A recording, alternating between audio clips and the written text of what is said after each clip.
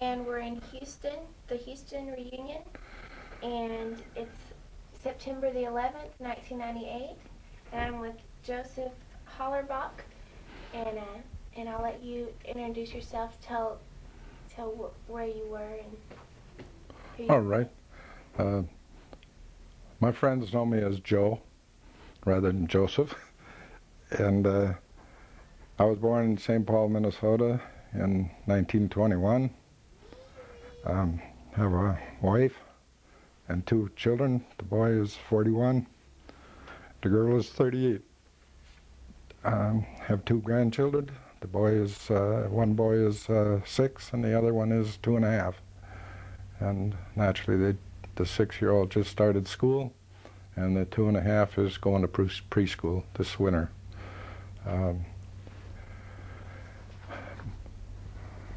I have 4 sisters and 3 brothers, and in the house where we lived, naturally, only had 4 bedrooms, so we were a little crowded, and we had a nice yard. We played in the sandbox in the backyard and played baseball in the front yard, and the outfielders had to go in the street. I got to play a lot of ball because I was the only one that had a ball. This was, say, 1935, 36. My dad made good money. He was a printer and made $43 a week.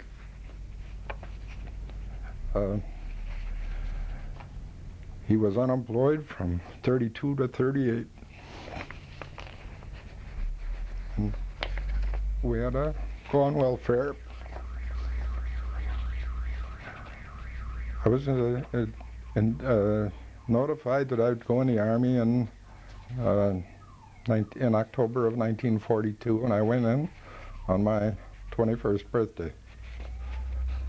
I was the 26th of October, and I ended up at Camp Campbell on the 1st of November, 1942. I'm sorry, this noise outside's gonna pick up. Can we wait for a second? When I went into the Army, I worked for the Minnesota Mining and Manufacturing Company. I was a machine operator, and they just started to have women operate the machine. So I just set up the machines and adjusted the stroke. And typical Army fashion, you know, they put the round forms in the square holes and the square holes in the round forms. So anyway, I had a little bit of supervisory experience, and while we were supposed to be taking basic training, I was one of the few guys that knew how to drive a car.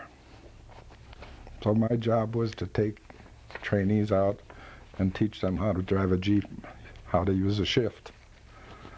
And where was this at? I was assigned to Company E of the 44th Armored Regiment in the 12th Armored Division at Camp Campbell, Kentucky. And, it was in Camp Campbell. Yeah. I wanted to clarify Because I only stayed with the division until March of 1943.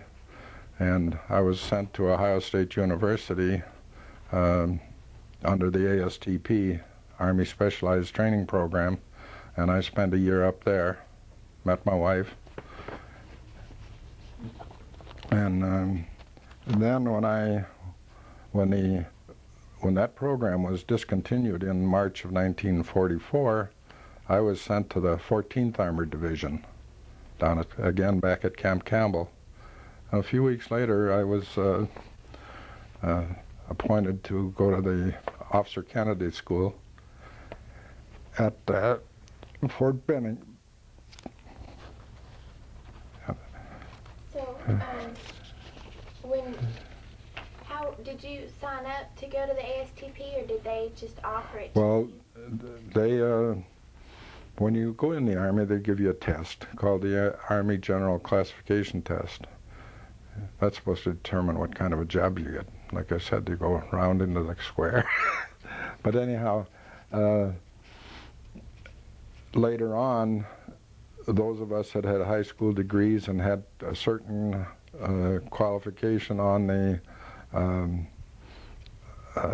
AGCT were given another test by a group of college professors, and this was kind of like an intelligence test, or to find out how much math and how much grammar and whether you knew any foreign language.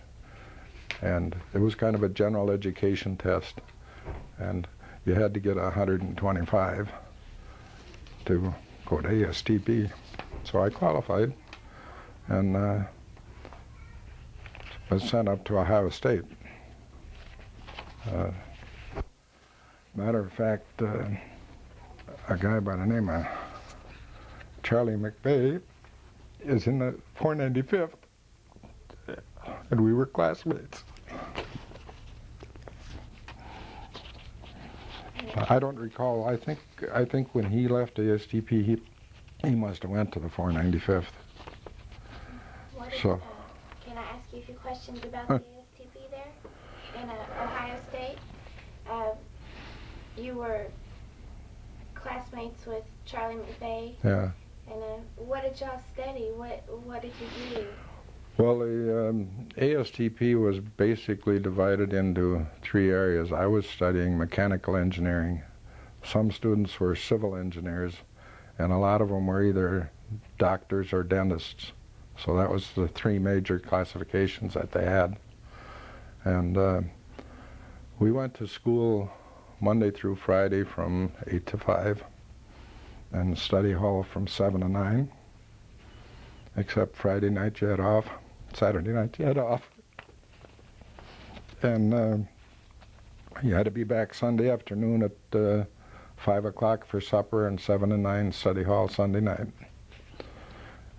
And then we also had class Saturday morning from 8 o'clock to 12, 54 hours a week of school. But we had work time too in that time. Then we had maybe 6 hours of physical training in that time.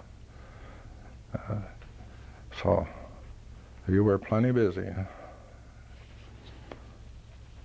So in the year that I was there, I completed 2 years of college. That's quite a bit. So I guess that's what you call force feed. Yeah. How did you found out that you were going back to Camp Campbell, and I guess whenever they dissolved the ASTP program, so you didn't know, everyone just went to different places? That's right. Correct? A lot of the classmates from all, well, I don't remember, there must have been 55,000 men in that ASTP going to school at the time in Texas A&M and Kentucky and Ohio State.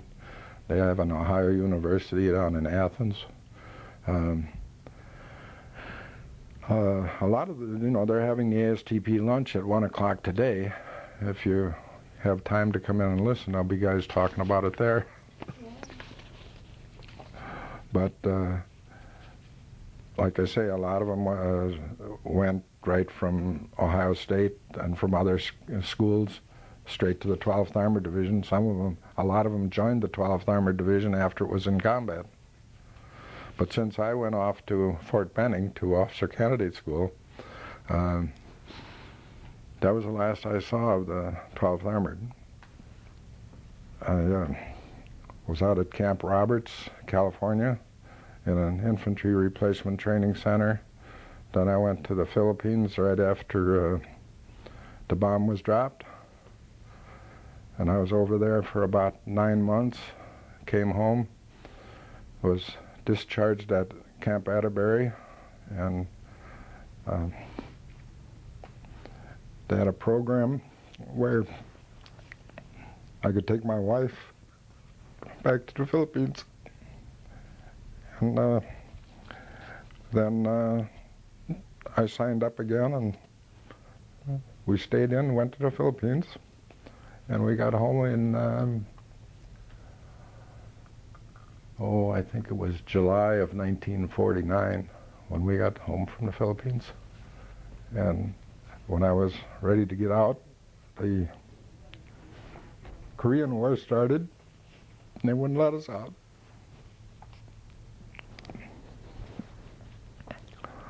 So luckily I got sent to Germany. And I spent 3 years over there, played baseball, and then I ran the athletic program for the 12th Artillery Group in Karlsruhe, Germany. I ran all of the physical training program. I was classified as an assistant S3, which is a training officer. And I had about 6,000 men that played baseball, played softball, played basketball, had 4 boxing teams, and I was the coordinator. How did you get that job? What led you to that position? Well, basically, I started in the Philippines. I organized a baseball league over there. I've had 4 Army teams, 2 Air Force teams, and 1 Navy team, and Douglas MacArthur had 2 of his crews from the stevedores in the Manila Harbor. They had baseball teams, so we traveled around to Luzon Island to the different bases and to Manila to play ball on Sunday afternoon. And then when I got to Germany, they found out that I had done that in the Philippines, so I got to do it again. That's wonderful. I'm very interested in sports and. Well, and you see, even though the Korean War was going on, why Eisenhower was chief of staff, and he was also chief of I can't remember, someplace in Germany, and he was interested in sports, and plus he wanted to keep the men busy, and that's why we had all those athletics. It was a high, intense effort. It both was good physical training, and it was a morale booster. Yeah. And, so in 1954, when I came home from Germany, I was sent as a company commander up to Camp Lucas in Sault Ste. Marie, Michigan, and I had a gun with a radar and a computer on it. I never saw the thing before, so I had to depend on the non-coms.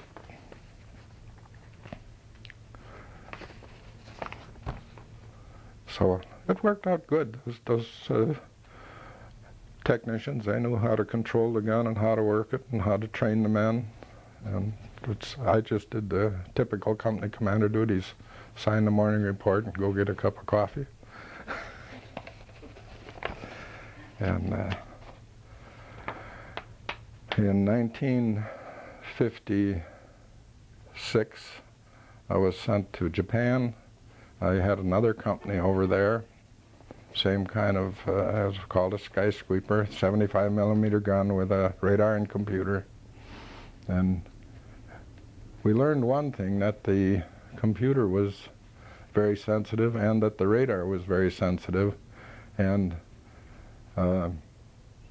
each one of those units was about the size of a small refrigerator. So when we moved the guns, we took these units out of the gun and put them in a 3/4 ton truck on some mattresses. And if you kept them cushioned like that, when you got to your destination, you could slide them back in the gun. And it didn't take much time, maybe a half hour, an hour, to readjust them, and they were ready to go again. But if you left them in the gun, that over the road would shake them all to pieces. And I was in Japan then until 1959. My son was born there in 57. And when we took my wife to the hospital, why, they didn't have any nurses. So I spent the night with her. And the boy was born at 9 in the morning.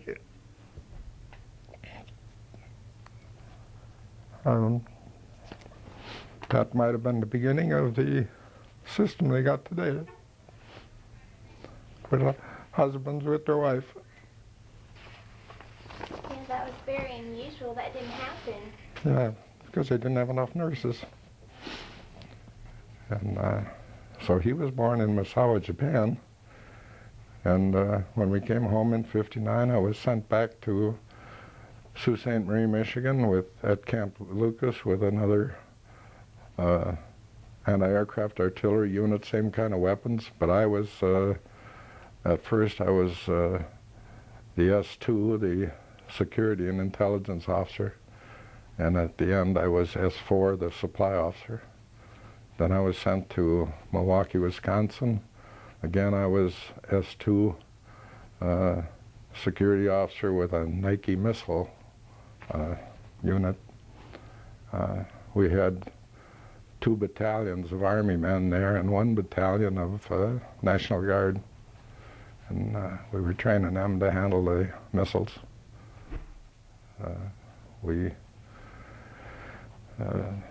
Our security forces had dogs, and my job was to see to it that the security people were on alert and that the dogs were trained and fed.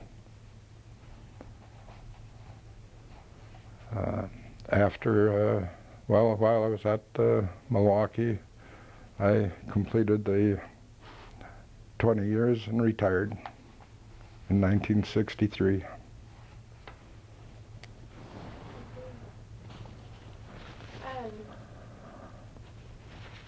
What did you do after that? What business did you go into after 63? Well, first I tried professional bowling. I bowled with Andy Verpapa and Steve Nagy and Dick Weber, but I never won. So after a little while, I had taken a test for a research analyst in the state of Minnesota, and I was called up there, got a job as a research analyst, and was retrained from the missile experience and the computer experience into systems. And I, from 1968 to 1986, I worked for the state of Minnesota, the systems information and design and preparation of federal reports. So, and I retired in October of 1986 on my 65th birthday about, and I've been retired since. That's wonderful. So did a little fishing afterward, still trying to clean up and fix the house. Never gets done. And did a lot of traveling. We've been to every state capital, and however, Hawaii wasn't a state when we were there. In 1988, we drove up the Alcan Highway to Alaska, and took a charter flight from Haines City to Juneau to get to the capital. And we went on the glaciers and so forth. And then we drove down to Anchorage, Alaska, and stayed there a couple days. And there's a new road, I can't remember the name of it, but it comes down into Idaho. Instead of coming back down the highway where we took the new road, and visited Army people that we knew living in Idaho, and we've visited them in California, all over the country. questions going back to 42. Whenever you helped to form the 12th Armored Division, or No, I was a recruit. you were a recruit? Yeah, these people on the order, they were the cadre. And so like I said, Sergeant Cassidon was our platoon sergeant. But since I was one of the few people that knew how to drive a car with a shift, I spent my time teaching other men how to drive Jeeps. And I did a little, I drove a tank a few times. Wasn't my normal assignment. Most of the time on the tank crew I was a radio operator. And I was, like I say, I was there from October of 42 to March of 43. And I didn't find out about this 12th Armored Division Association until 1988, when I went up to visit the North Central chapter meeting in Grand Rapids, Minnesota. And then the next time I took my wife with me, we went to Mankato. And we've been to a number of, let's see, I think we've been to about 6 national conventions now. Omaha, St. Louis, Fort Knox, Columbus, Ohio, and here. So. What do you remember about Camp Campbell? Mud. It would rain that winter, and you'd go out there and do your about face and right face and left face, and your mud would come up to your ankles. Then they'd tell you you're done with close order drill. Go to the barracks and get on your dry shoes and clean off the ones you got, put them under your bed so they dry out for tomorrow. Each guy had 2 pair of shoes. And then they'd go inspect the barracks and gig you because the shoes were dirty. The other thing that I'm sure the guys will remember was the Inspector General came through, and one of the characters had a dental mirror. And he'd go around all the toilet bowls and look at the underneath side of it, and if there was any indication of rust or any kind of lime or anything in there, that's what you got when you went on special duty. Or if you got a Article 15, you had to go and take a toothbrush and clean out all the toilet bowls and hope that the next time the guy came around with the little mirror, it would be clean. Oh my goodness, I haven't heard that before. Really? But I was lucky I didn't get to do that. I was about to ask if you ever had to do that. No, I didn't get to do that. I got to do a couple of 6 weeks, 6 Sundays of KP because I didn't come back for when I was supposed to come back. What happened there?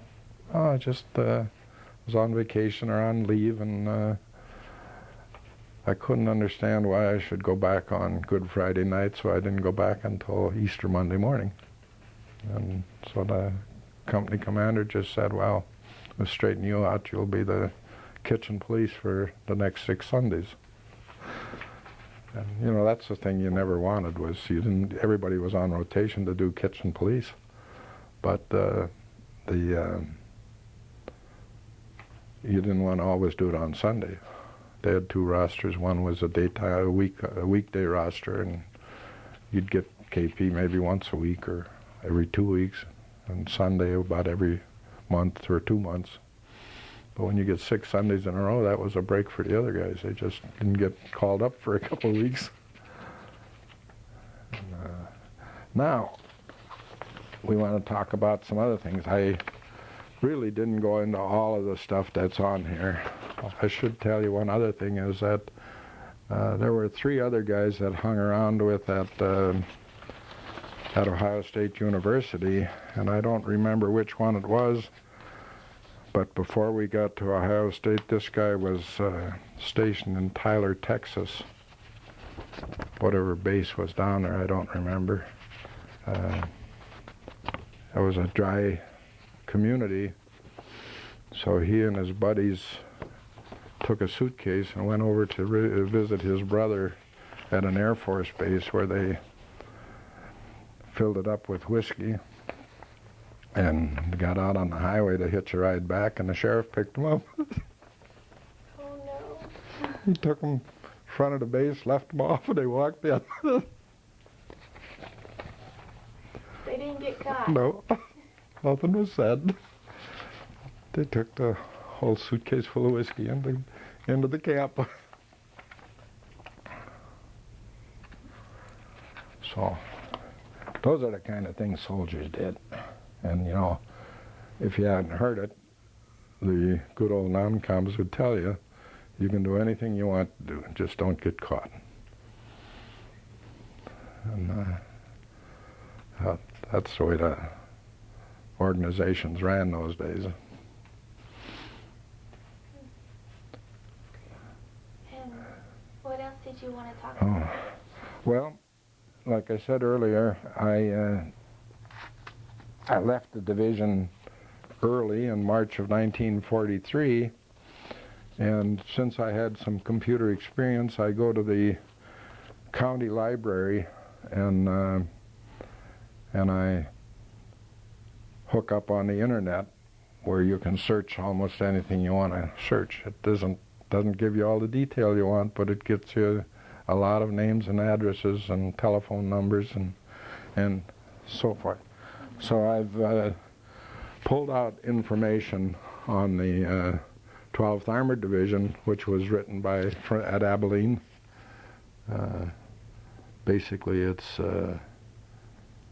Nicanor, ACU period ADU / academic / history / 12th AD / and that brings this stuff forward. And one of the things that struck my interest was the article by George Hatt, where he pointed out the background of the division, and he referred to the reorganization in November of 1943, where the regiments were disbanded and they made battalions. Basically, the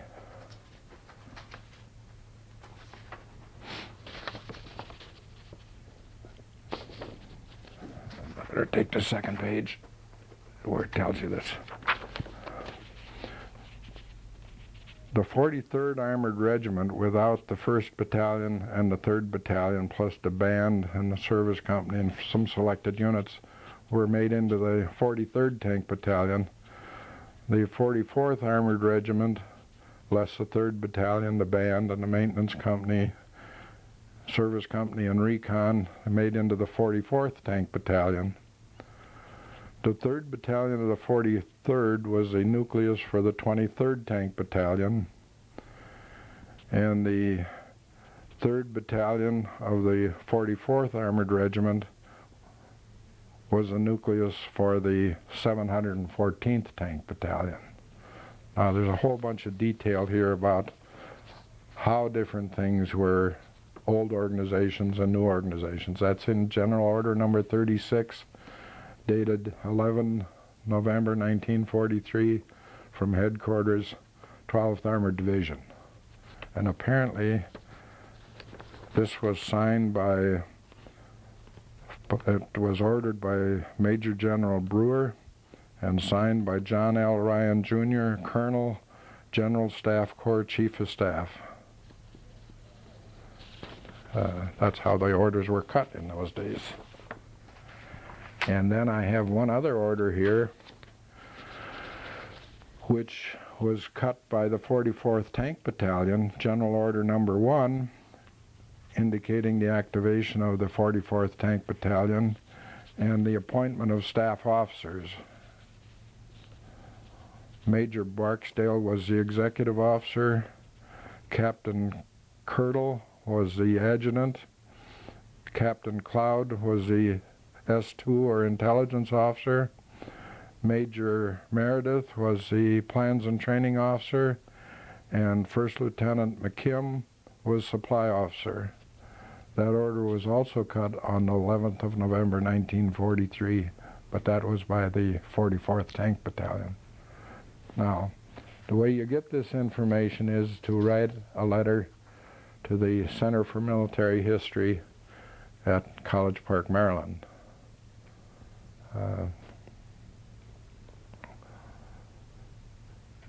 This particular location gives you information on Army records, unit records, and that's where you would find this kind of things. I found out also from correspondence with the Center on Military History that if you want rosters or morning reports, you have to request them from St. Louis, Missouri. Now, I have asked for some regimental and some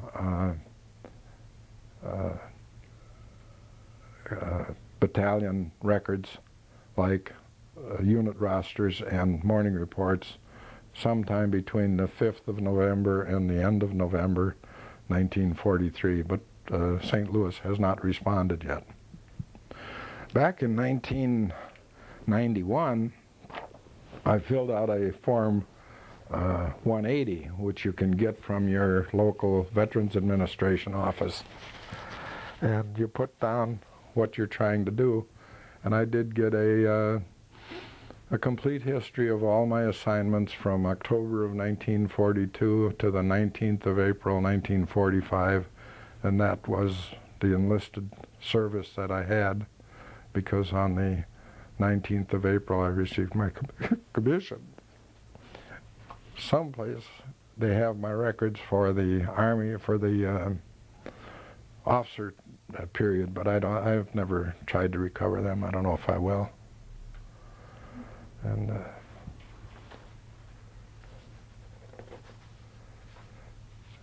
I don't know, I suppose I should mention it, but Steve Cheka lives in Potomac, Maryland, and he's done this work for Ken Bradstreet before. He never zeroed in on this particular bit of information because I don't think it was identified until George Hatt put it in the Abilene records.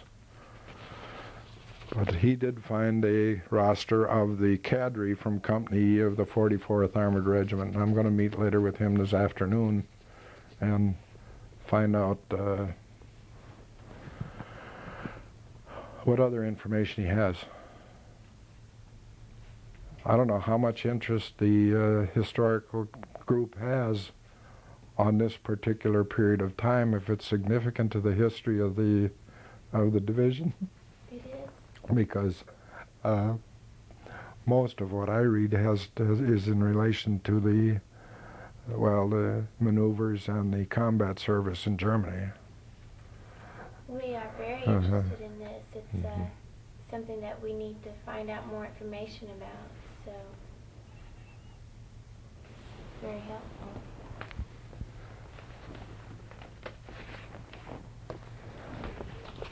I notice in the summary that's in the brochure that's passed out, it says here that the division liberated 5 concentration camps in near Landsberg prison, where Adolf Hitler wrote Mein Kampf. And then they also have the flag at the Holocaust Museum in Washington, D.C. A lot of the information that's being developed is about both the history of the battles plus the opening of the camps in Germany. Plus another, if you look at the history of the 44th Regiment, which I think is written in that Abilene history, they tell about the work of the 44th Battalion at Santa Tomas in the Philippines. And that's why I say most of the information I've seen is related to either maneuvers or battle history. But I was just interested.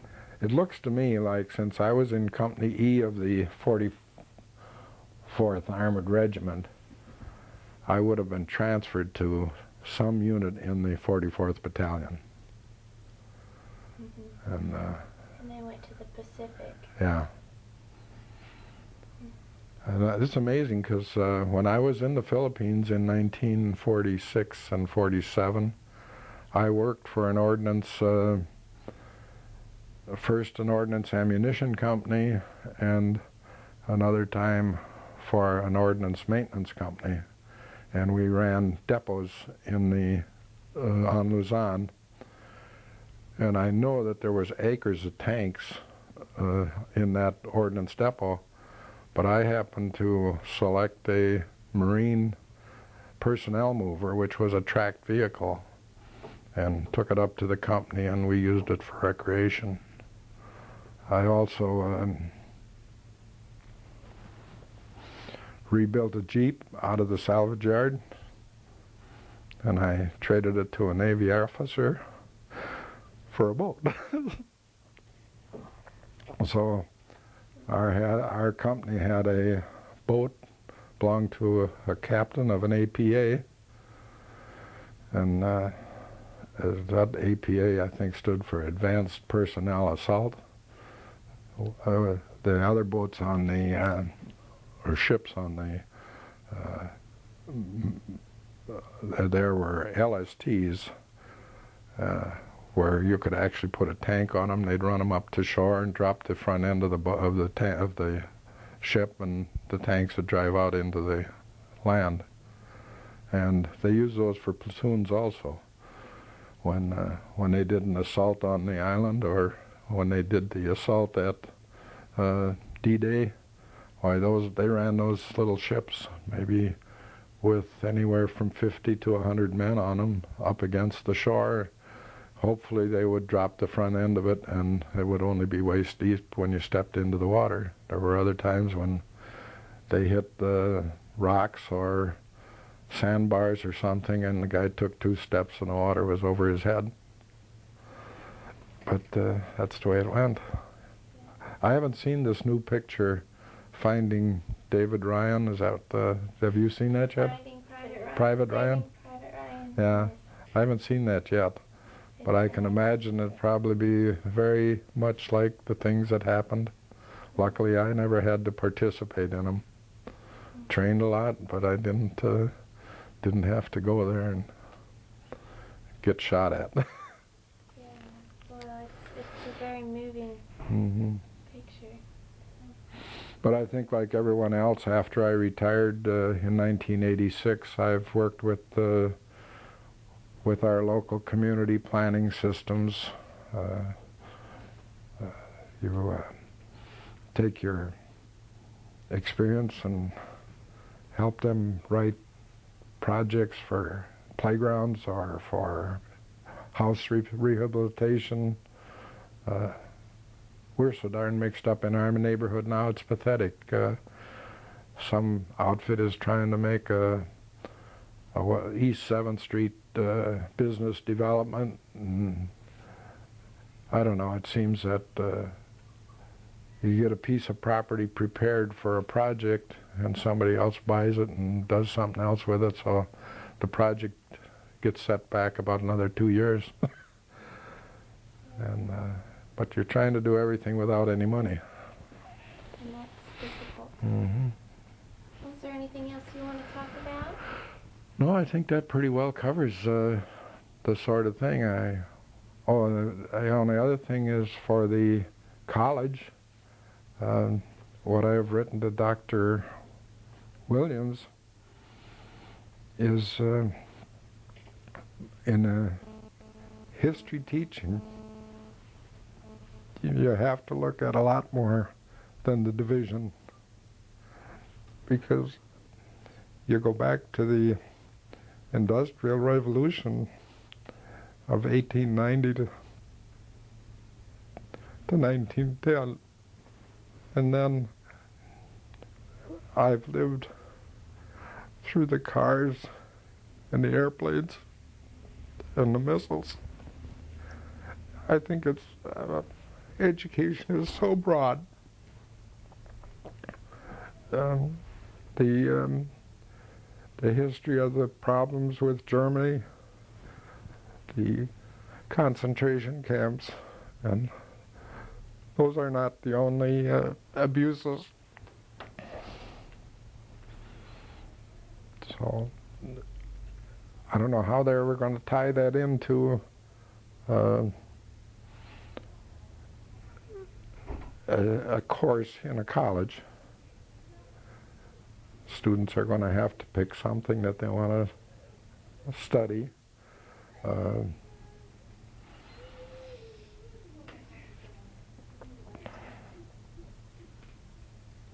You know that there's a big effort now to say that the problems with the Jews and the Germans and the killings that happened never did exist, that was all military propaganda.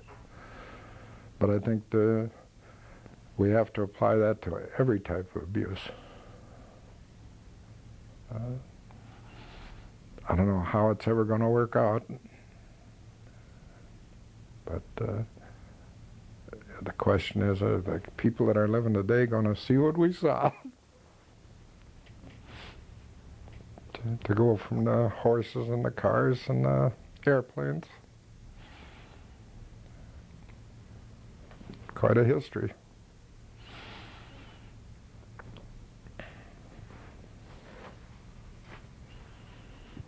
Now you want to rewind it and we'll watch it? No, you don't have the screen here, do you? No. Thank you very